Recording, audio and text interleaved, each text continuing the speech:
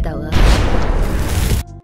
Seperti biasanya cuy, setiap hari Sabtu sore kita pun akan kembali menjelaskan dan juga menceritakan mengenai sedikit preview cerita singkat untuk chapter yang berikutnya, yaitu chapter yang ke-312.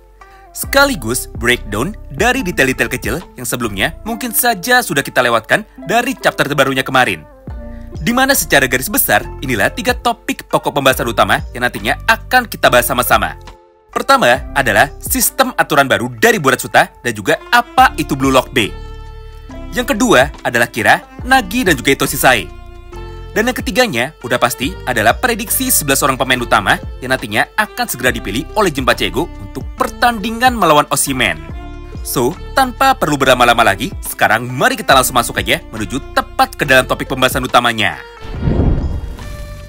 Kita mulai dari yang pertama, sekaligus yang paling penting, yaitu apa maksud dari kata-kata Boratsuta kemarin? Gampangnya begini cuy, Boratsuta membuat Blue Lock baru, namanya adalah Blue Lock B. Cara kerjanya sama persis seperti Blue Lock milik Jinpachi Ego, yaitu Boratsuta mencari 300 orang pemain terhebat dari seluruh Jepang. Lalu dari 300 orang itu, nantinya hanya akan dipilih 2 orang saja untuk dapat bisa masuk menuju ke dalam tim 3 dari Boratsuta bersama dengan Itoshi Sae. Yang artinya, Boratsuta si mata duitan kini membuat sebuah Blue Lock baru supaya dia bisa menghasilkan banyak sekali uang. Masalahnya, Blue Lock baru ini akan diadakan ketika turnamen Piala Dunia dimulai. Jadi, ketika tim Jepang bertanding melawan tim Nigeria, maka di saat itu jugalah ujian seleksi tahap pertama dari tim Blue Lock B nantinya akan dimulai. Jika masih bingung, maka kata-kata simpelnya adalah sesuai dengan ucapan dari Gagamaru, yaitu Boratsuta membuat tim Blue Lock KW Super alias Blue Lock versinya sendiri. Nah, karena proses seleksi ini baru dimulai, maka udah jelas hasilnya akan keluar cukup lama. Gara-gara itulah Boratsuta pun kemarin sudah berkata kepada kita bahwa 2 orang yang terpilih nanti dari tim Blue Lock B baru akan dimainkan alias baru akan bergabung ketika Jepang sudah bisa bertanding di dalam final. Yang artinya mereka baru bisa dimainkan dalam waktu 30 hari lagi dari sekarang. Jadi buat teman-teman para penggemar Blue Lock, kalian tidak perlu khawatir. Karena selama kompetisi dimulai, Boratsuta tidak bisa macam-macam kepada tim dari Blue Lock. Mengingat 2 orang pemain barunya ini hanya akan dimainkan sebanyak 1 pertandingan saja, yaitu hanya di dalam pertandingan final. Itu pun baru bisa terjadi andaikan Jepang bisa lolos sampai dengan babak final. Lalu selanjutnya, informasi penting yang kedua. Walaupun di dalam ceritanya kemarin, Jinpachi Ego sudah berkata kepada kita bahwa dia sama sekali tidak memiliki rencana untuk dapat bisa memainkan 2 orang baru itu, karena menurut Ego, mereka hanya akan membuat kerusuhan saja. Tapi sepertinya hal itu sama sekali tidak berlaku kepada Itoshi Sae. Faktanya, ketika membicarakan tentang Itoshi Sae, Ego pun sempat berkata seperti ini kepada kita, yaitu selain Itoshi Sae, aku tidak akan memainkan pemain lain dari tim 3 Boratsuta. Itoshi Sae adalah pengecualian. Dia memiliki ego dan gaya permainannya cocok dengan kebutuhan dari timku. Jadi, jika saya sudah memutuskan untuk dapat kembali ke Jepang, maka aku akan menggunakan kekuatannya untuk dapat bisa mencapai tujuanku. Artinya apa? Artinya, saya adalah satu-satunya orang dari luar Blue Lock yang berhasil mendapatkan pengakuan dari Jinpachi Ego. Serta menurut Jinpachi Ego, saya adalah pemain yang cocok untuk dapat bisa bermain dengan para pemain Blue Lock walaupun mereka tidak pernah latihan. Dari sini, kalian pun sudah bisa membayangkan sehebat apakah kekuatan asli dari Itoshi Sae. Sampai Ego pun mau memberikan pengecualian kepadanya, walaupun saya tidak pernah latihan bersama dengan mereka. Intinya, dari 3 orang tim Boratsuta, Ego hanya berencana untuk dapat menggunakan kekuatan dari saya saja. Karena menurutnya, Itoshi Sae sangat cocok dengan kemampuan dari tim Jepang yang baru. Ya, menurut kami pribadi, itu adalah sesuatu yang sangat wajar. Lagi pula, Itoshi Sae bukan pemain ampas. Dia adalah salah satu dari 11 orang generasi terbaik di dunia. Serta saya pun juga memiliki egonya sendiri, yaitu dia ingin menjadi gelandang tengah atau dia ingin menjadi playmaker terbaik di dunia. Jadi selama orang itu memiliki egonya sendiri, udah jelas dia pun cocok dengan permainan dari Blue Lock. Gara-gara itulah, keputusan dari autor untuk tidak memainkan saya dari awal sekarang jadi terdengar cukup masuk akal. Karena jika saya dimainkan dari awal, ketika bertanding melawan Nigeria, maka Jepang akan menjadi terlalu kuat. Ibaratnya cuy, Jepang sekarang lagi ngepur. di mana pemain hebat seperti Sae baru akan dimainkan pada pertandingan melawan Spanyol nanti. Kemudian kita masuk ke dalam informasi yang ketiganya, yaitu udah jelas tentang Nagi lagi.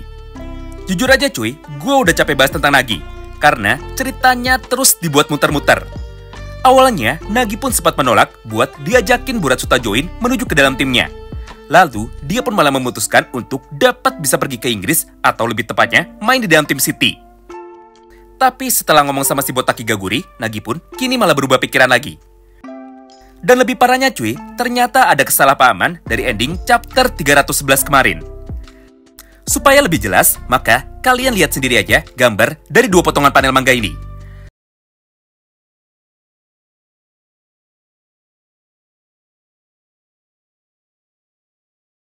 Awalnya kami kira Nagi akan pergi ke tempat dari Buratsuta. Tapi setelah diperhatikan baik-baik lokasinya, ternyata ini adalah pintu depan dari markas utama Blue Lock yang ada di tengah hutan. Bahkan masih pada satu halaman yang sama, nampak banyak sekali kendaraan yang datang untuk dapat bisa menyaksikan pertandingan pertama. Yang artinya, kemungkinan besar Nagi cuma datang buat nonton pertandingan doang. Dia pun sama sekali belum memutuskan untuk dapat balik ke dalam tim 3 dari Buratsuta. Jadi secara tidak langsung, cerita dari Nagi sekarang masih menggantung. Tidak jelas bocah ini maunya apaan. Mau kita anggap dia sudah join ke dalam tim dari Buratsuta. Tapi kenyataannya, tinggal sisa waktu 2 jam lagi, dia pun sekarang masih ada di depan stadion dari Blue Lock. Sedangkan untuk Kira, hal ini tidak perlu diperdebatkan lagi. Karena jika kita perhatikan baik-baik, di antara semua foto para pemain dari tim Blue Lock B yang sudah tersaring, hanya ada satu foto saja yang dibuat dengan gambar paling niat, yaitu cuma gambar dari Kira aja. Untuk lebih jelasnya, kalian lihat sendiri aja gambar dari para pemain lainnya. Dari gambar itu, kita pun sudah bisa menilai bahwa mereka hanyalah karakter NPC. Alias, mereka adalah karakter tidak penting yang mungkin tidak akan pernah dimunculkan lagi di dalam cerita selain pada proses seleksi. Dengan begitu cuy, maka untuk sementara sudah dapat kita simpulkan bahwa yang sudah pasti bergabung ke dalam tim 3 dari Buratsuta baru ada 2 orang, yaitu Itoshi Sae dan juga Kira. Nah, setelah membahas panjang lebar tentang Nagi, Kira, Sae, dan juga tim dari Blue Lock B ini, maka untuk poin yang selanjutnya, mari kita langsung masuk ke dalam pembahasan yang paling ditunggu-tunggu, yaitu prediksi dari 11 orang pemain utama yang nantinya akan dipilih oleh Jinpachi Egu dalam pertandingan melawan Nigeria. Yap, sesuai dengan judul dari chapter 312 dan juga preview untuk chapter 312 yang minggu depan. Intinya, pada chapter 312 nanti, isinya adalah tentang persiapan dari timnas Jepang sebelum pertandingan dimulai. Bahkan di dalam dialognya, editor pun juga menambahkan bahwa turnamen Piala Dunia akan dimulai dalam waktu 2 jam dari sekarang. Jadi, ini adalah waktunya bagi tim Jepang untuk dapat melakukan persiapan yang terakhir. Dari kata-kata editor itu, dan juga dari kata-kata Jinpachi Egu kemarin, maka, mari kita coba rangkum kira-kira siapa sajakah 11 orang pemain pilihan yang nantinya akan segera dimainkan pada babak pertama. Dimana menurut pendapat kami, maka kurang lebih mungkin susunan pemainnya adalah sebagai berikut. Pada posisi kiper, dia adalah Gagamaru. Alasannya simple. Di dalam Liga Neo Egois, ranking dari Gagamaru masuk ke dalam 10 besar. Jadi, jika dibandingkan dengan kiper keduanya, atau jika dibandingkan dengan Fugaku Ken, maka udah jelas Gagamaru pun jauh lebih layak untuk dapat bisa bermain dalam pertandingan pertama ini. Lalu pada posisi pemain bertahannya, Ego pun akan memainkan 2 skema sekaligus, yaitu skema 3 back atau skema 3 pemain bertahan ketika mereka sedang menyerang. Yang keduanya adalah skema 5 back ketika mereka sedang bertahan. Gampangnya cuy, mari kita lihat aja dari potongan gambar ini.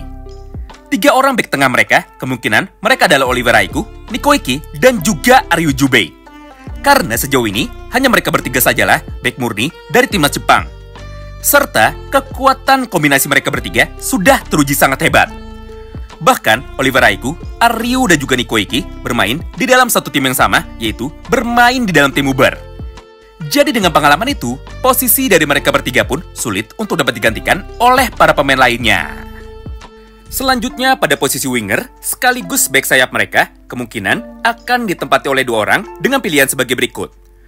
Pada sayap kiri, pilihannya Chigiri atau Yukimiya Kenyu.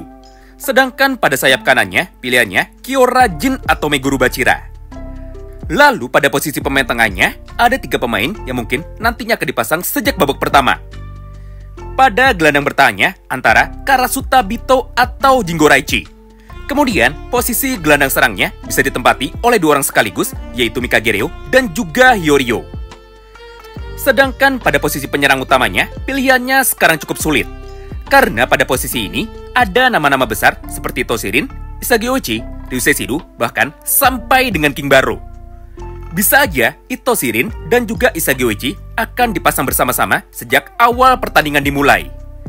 Tapi, karena pada chapter 311 kemarin, Isagi baru saja membuat masalah ketika dirinya sedang berlatih, maka tidak menutup kemungkinan Isagi akan dicadangkan lebih dulu.